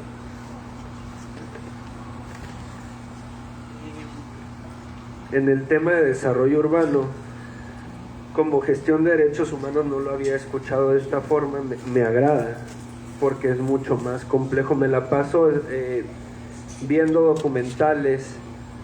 El otro día no recuerdo con quién de ustedes platiqué que me puse a ver un documental de desarrollo urbano en Tokio. Para cuando iba a la mitad, lejos de estar aprendiendo, iba deprimido ya. Ya entraron en unos detalles que dije, no, pues ¿a qué le estás jugando? Desde el principio vi el equipo de planeación de desarrollo urbano, tenía 17 años en el puesto, y dije, pues sí, si aquí los cambiamos a cada 3 años, pues, y no se respeta el plan de desarrollo urbano, pues está cañón, ¿no? Pero creo que entre todos podemos encontrar esas soluciones, pero que pasen de la idea y de estos foros al papel, y del papel a la acción, tanto en los legisladores, porque los legisladores requieren muchísimo de ustedes. Una de las cosas que creo que cada uno de ustedes en sus ámbitos ha tenido una regulación en alguna innovación de legislador que no conoce absolutamente del tema. Cree que está generando una solución y lo único que es generar torpeza a ese gremio, ¿no? Como sucedió en el caso de las recicladoras. Había mucho robo de cobre y bueno, ahora vamos queriendo solucionarlo. Lo que hicieron es en vez de mejorar la seguridad y hacerse responsable el gobierno, pues porque no llenamos a todas las recicladoras y fundidoras de más burocracia y papel administrativo que generó un 30% más de los costos que cada uno de ellos. Y estoy seguro que en todos ha pasado algo similar, porque ni siquiera escuchan a los que saben del tema, simplemente se avientan una solución que ellos creen, y son legisladores, conocen la ley, pero no conocen la realidad. Y no estoy hablando de los de actuales, estoy hablando de todo. El desarrollo nace de una correcta administración pública, pero habría que definir qué es una buena administración pública. Sin duda es la eficientización de los recursos humanos y económicos. El 50% del agua está en las tuberías y el otro 50% está en las calles. ¿En qué momento se normalizó? Les platico que el 89% del presupuesto de la Secretaría de Bienestar, sabiendo que iba a ser sin ningún tipo de honor ni reconocimiento, se utilizó en drenaje y agua potable en todas las obras que no se ven. Porque siempre me quejé como ciudadano que se hacen las cosas que se pueden poner medallas y que se van a ganar aplausos, pero no las que no se ven, que son casualmente las que más se necesitan. Un speech que ya tengo aburrido a mi equipo de escucharlo tanto es cómo trabajamos con la sociedad para que juntos entendamos que las decisiones, cómo gana alguien en política, siendo popular. La democracia gana el popular. ¿Y cómo hacemos entender, cómo lo entendemos todos? Que las decisiones más responsables son las menos populares. O sea, y siempre pongo el ejemplo, ¿a quién le gustaba más? ¿Estar con su mamá a los 5 años que te decía que no podías comer dulces? ¿O la tía que cuando te ibas te decía, toma, yo te doy un dulce? La tía era la maravilla. Pero si el gobierno toma las decisiones más responsables, no siempre van a ser las más aplaudidas, y no lo creo yo. Lo he hablado con bastantes expertos que dicen, la solución para esto está muy fácil, pero nadie la quiere tomar.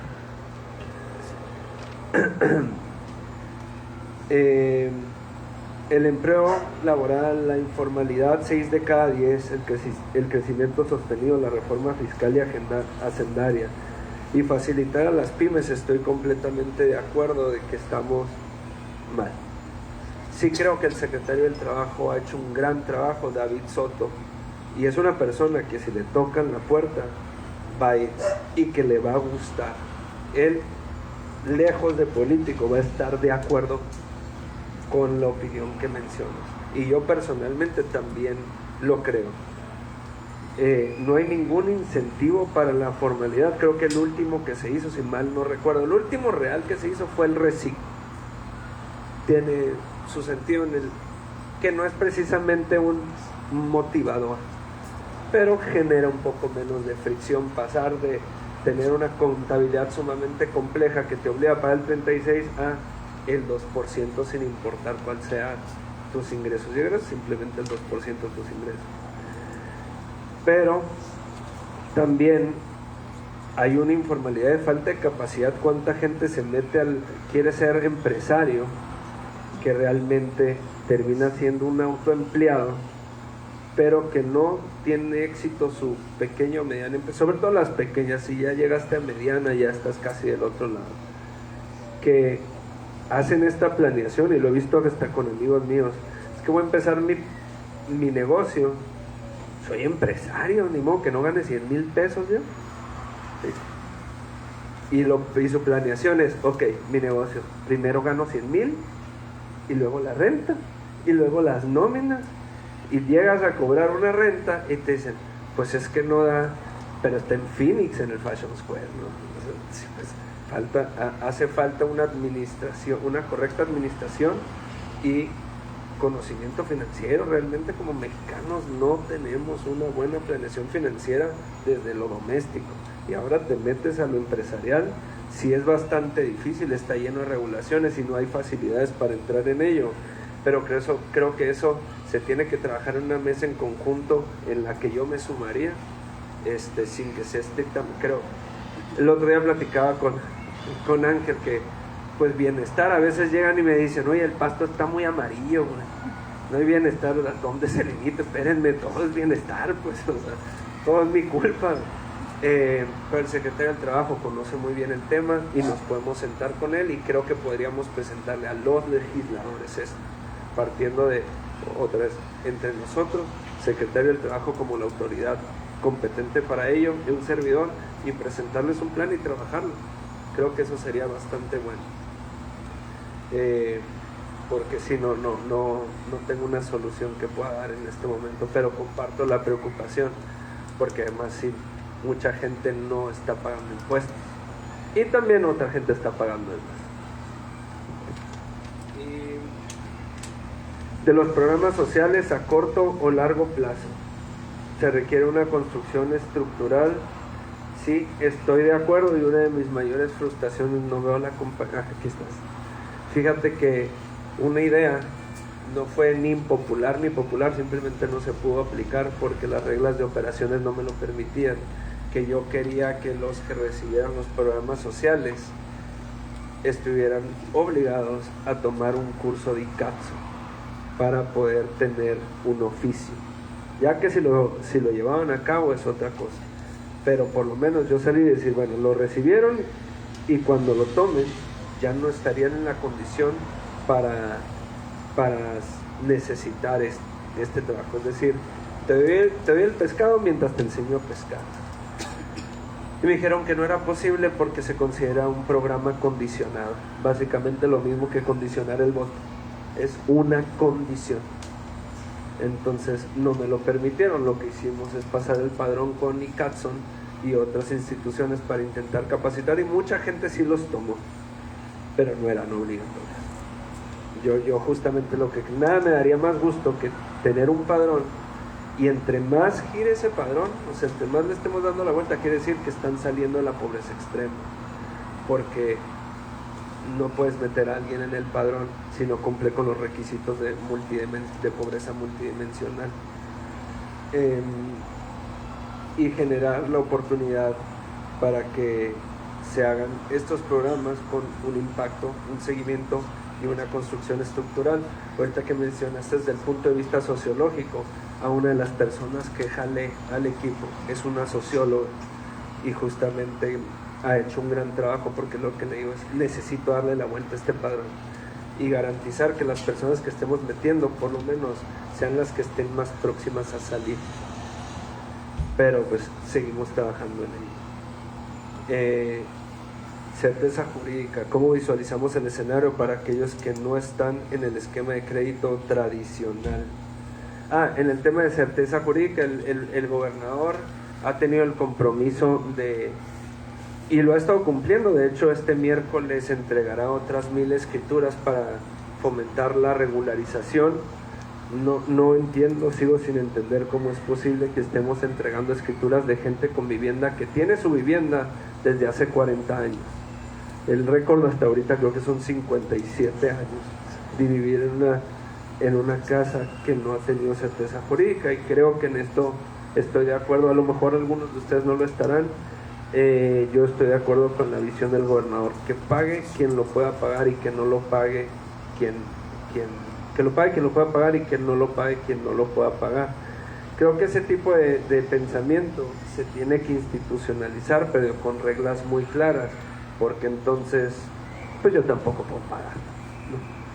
Si no me lo van a cobrar por decir que no puedo, se tiene que hacer con parámetros adecuados, pero al final de cuentas considerar que se pague o no se pague, todos ganamos si se genera una certeza jurídica. Y en el caso de la doble tributación, el Estado es facilitador y muleta. No tengo nada más que decir en cuanto a la doble tributación. Creo que cualquier abogado que esté aquí presente, es un principio jurídico en el cual no se permite la doble tributación. Yo lo discutí alguna vez en la universidad y sigo sin entender por qué no se considera una doble tributación. Sí he escuchado la faramaya y el argumento hiper elaborado para decir que no es una doble tributación. Yo considero que sí lo es, pero pues alguien tiene que dar su lazo a torcer, ya sean las entidades municipales o las entidades de gobierno estatal, o encontrar un esquema en el que lo recaude el municipio, se vaya al Estado, pero también se considere una proporcionalidad de las participaciones de vuelta a quien lo haya recaudado, pero que no se pueda cobrar dos veces. Y cuando mencionaron el tema de la complejidad de que tienes 3 años de cuando tienes un proyecto de desarrollo, lo hablé con diferentes personas de Canadevi Y ya en el caso de Viviendas para el Bienestar, a pesar de que se firmó un convenio para poder avanzar más rápido, es un dolor de cabeza, 10,000 vueltas, y me compadezco de los desarrolladores, porque si nosotros teniendo facilidades estando dentro del gobierno para poder hacer estos proyectos, es un dolor de cabeza de ir y venir, no me imagino cómo le hacen sin tener estas facilidades. Creo que es importante que con este ejercicio de las viviendas para el bienestar, plasmarlo dentro del gobierno para que también en el instante en el que los generadores de vivienda, sin importar cuál sea su mercado, puedan ser más eficientes, también bajarán los costos. Y si bien no serán viviendas de 600,000 pesos como las que genera el programa de viviendas del bienestar, las de 1,000,000 podrían costar 1,100,000, las de 2 millones, 1,5 millones, estoy diciendo números al aire. Pero sin duda, si se eficientiza, todos sabemos aquí que el dinero tiene un valor en el tiempo, y el tiempo tiene un costo, el dinero. Entonces, si se eficientizan todos esos programas, se consideran menos permisos o se integran esos permisos para que cuesten menos y todos pueden empezar a construir y vender más rápido, los costos serían más eficientes. Creo que ahí atendí cada una de las preguntas. Si me faltó alguna por contestar, las apunté todas, las contesté lo mejor posible. Sé que no di la mayoría de las soluciones, sino mayor explicación, pero justo como lo comenté cuando me invitaron, lo que me gustaría es hacer mesas no tan amplias, porque considero que, y no lo creo yo, sino en psicología organizacional, para una solución, una mesa de más de 6 personas, ya es chorcha. Ya no se está trabajando. Pero mi puerta está abierta, y si bien algunos no querrán ir a bienestar, no será el motivo de su búsqueda, pero me comprometo a sentarme con ustedes y hacer que mis compañeros y compañeras secretarios también lo reciban. Muchas gracias.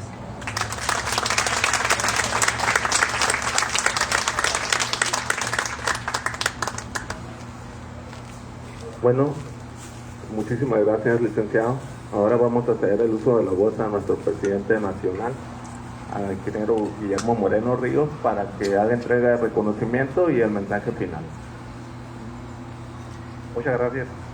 De verdad, secretario, la verdad, felicidades. La verdad que sí nos deja un buen sabor de boca. Hemos platicado, obviamente, tenemos este tipo de reuniones. Hemos escuchado muchos funcionarios, hemos escuchado muchos secretarios, pero no había visto que fuera tan empático. Debo de reconocerlo sin tanto chorcha, como dices tú. Creo que es importante reconocer ese sentido. Y sobre todo al inicio de la reunión, la humildad que tuviste al comentarlo, ¿no? Creo que al reconocer, porque había habido un tema de comunicación entre nuestros equipos, pero sin embargo creo que salió todo muy bien. Pero sobre todo sí reconocer ese tema de humildad, y lo fuiste mencionando durante toda tu intervención. Ahora, te tomo la palabra con el tema de seguimiento. Creo que serías un excelente interlocutor entre nosotros como sociedad civil para poder hacer llegar. Hemos tenido reuniones con muchos secretarios tratando temas en específico. No mencionaré, como mencionaban ahorita, sin quemar a nadie, como decía Manuel Lira, ¿no? Pero creo que es importante, sí, esos meses de trabajo que se den con cada uno de los puntos que se comentaron, y poderle dar seguimiento. Creo que ahorita, y lo comentaba Ángel también, y tú hiciste ese parámetro, el tema del derecho humano, y tiene que ver con el tema de bienestar. Y para donde voltees va a ser un tema transversal, desde el desarrollo urbano, la mejora regulatoria, todo a fin de cuentas lleva al bienestar, obviamente, de las personas. Entonces todo tendría un justificante per se, pues, para poder hacer que pasar únicamente de la percepción o falsa percepción que el bienestar es únicamente entregar una dádiva a alguien. Entonces creo que, y aquí estamos todos los sectores involucrados. Comentaste el tema del seguro, falta de cultura, etcétera. Entonces, pero también es cierto una cosa importante: el gobierno quiere hacer las cosas. Nosotros llevamos algunos años y hemos metido iniciativas, hemos cambiado 21 leyes, y también nos hemos dado cuenta de eso, que muchas veces la ley es letra muerta. Logramos concretar la ley, y también falsamente nosotros pensamos que ya se hizo la ley, ahora sí todo va a funcionar. Falso. Se convierte en letra muerta y no funciona. Hay algunas leyes que sí han funcionado y algunas otras que no. El diputado Sauceda en su momento, él era así así se integró a nuestro equipo, ¿no? Él como diputado, cuando cambiamos la primera ley, que fue la ley de obra pública. 7 años, 3 legislaturas logramos para que se pudiera concretar esa primera ley. Ahorita ya llevamos 21. Pero también nos hemos dado que, insisto, es letra muerta. Muchas de ellas, letra muerta, no se le ponen dientes, no se hace el reglamento, se hace la ley pero no el reglamento, no hay manera de poder implementarla, caes en contradicciones o controversias, etc. Entonces, ¿qué nos llevó a eso? Que como INCIDE pudiéramos elaborar programas. Si no lo hace el gobierno, si no tiene la capacidad, si no conoce, bueno, pues entonces hay que tomar el toro por los cuernos. Los 2 programas que te comentamos ahorita, el tema de mayor infraestructura local, o también el tema, creamos un comité de vivienda, ya se fue de Rogelio, que también le tocó participar en ese entonces, en ese comité de vivienda, donde le dábamos, invitábamos a todos los proveedores a que aportaran un poco de descuento para poderle dar beneficios a las personas. Así que esos programas de vivienda que había, pues se estaba pensando en hacer 10,000, bueno, que subiera a un número adicional, pero que ese descuento realmente llegara a las personas, ¿no? Entonces, sí hay manera que como INCIDE podamos organizarnos en distintas facetas. Tú lo comentaste, muchos programas, bueno, pues de aquí tendremos y le pediré a Ángel que nos ayude a coordinar esto, Ángel, para ir armando esas mesas y que nos recibas e ir viendo particularidades de cada uno. Y ya para no quitarle más el tiempo, la verdad que no me desagradó a fin de cuentas este formato, creo que sí fue un buen ejercicio que yo creo que debiéramos de replicarlo, Ángel, en un futuro, en otras reuniones.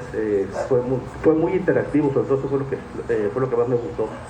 Y ya para finalizar, secretario, y agradecerle a nombre de todos, quiero pedirle a Armando, por favor, presidente de la AMIC, y también a Margarita, por favor, presidenta de APIS, que sean ellos quienes en nombre de nuestro consejo entreguen el reconocimiento por tu participación. La verdad, agradecido y la verdad, reconocimiento por todo lo que escuchamos.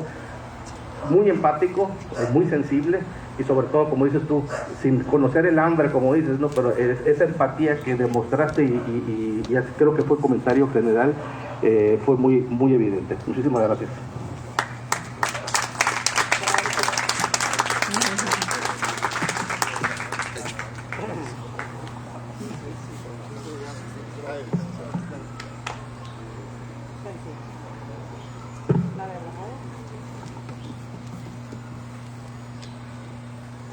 Muchísimas gracias.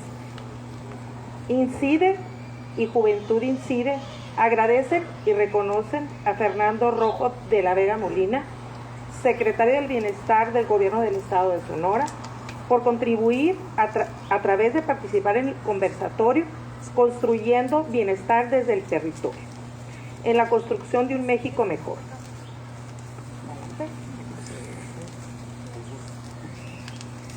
Incidiendo a través de nuestra integración gremial, comunicación multilateral, consulta ciudadana y técnica en las políticas de desarrollo sustentable y resiliencia, contribuyendo así en la consolidación de oportunidades justas para todos los mexicanos. Muchas felicidades, licenciado. Estuvo muy buena su ponencia.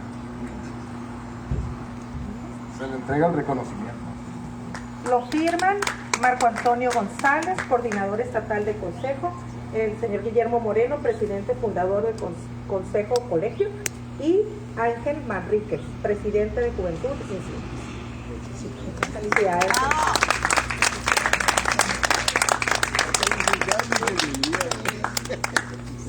Ay, tiene maestría en administración de la construcción. Nos ayuda, bueno, ahorita nos ayudan con una foto grupal. Nada más que están bien desalineados, por favor, háganse para acá. Que quede en el marco de la pantalla porque se ve muy desalineado. ¿Qué pensaron? ¿Que le iba a poner orden? Hasta me creen. Vete para acá, por favor. Sí, para acá, junto a Maggie. Otra vez, todos juntitos. Así, ¿ok? Ven para acá. Bueno. 1, 2, 3. Uno aquí, por favor. Ahí va, 1, 2, una más. Ya es por 2. Ya lo digo. Listo. Muy bien. ¿Nos ayuda con una foto grupal? Pásenle todos, por favor.